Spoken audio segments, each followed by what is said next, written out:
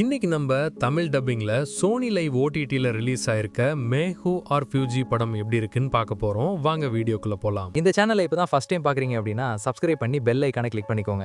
அப்பதான் நான் போடக்கூடிய ஒவ்வொரு மூவிஸோட ஸ்டோரிஸும் உங்களுக்கு வந்து சேரும்.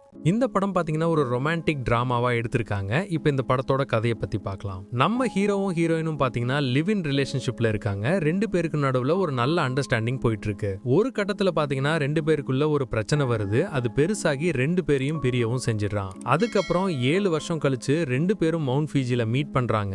அதுக்கப்புறம் அவங்க வாழ்க்கை எப்படி எல்லாம் மாறுது, அந்த 7 வருஷம் அவங்க எப்படி எல்லாம் இருந்தாங்க, அவங்க லவ் லைஃப் எப்படி எல்லாம் இருந்தது, கடைசியில என்னதான் ஆச்சு அப்படின்றதுதான் இந்த படத்தோட மொத்த கதையே. இப்போ இந்த படத்தோட பாசிட்டிவ் நெகட்டிவ் பத்தி பார்க்கலாம். பாசிட்டிவ் கண்டிப்பா பர்ஃபார்மன்ஸ் சொல்லலாம். படத்துல நடிச்ச எல்லாருமே ஒரு நீட்டான பர்ஃபார்மன்ஸ் கொடுத்திருக்காங்க. அதே மாதிரி கேரக்டர் ரைட்டிங் வைஸ் பார்க்கும்போது நம்ம ஹீரோ ஹீரோயின் கேரக்டர் நல்லாவே எழுதியிருக்காங்க.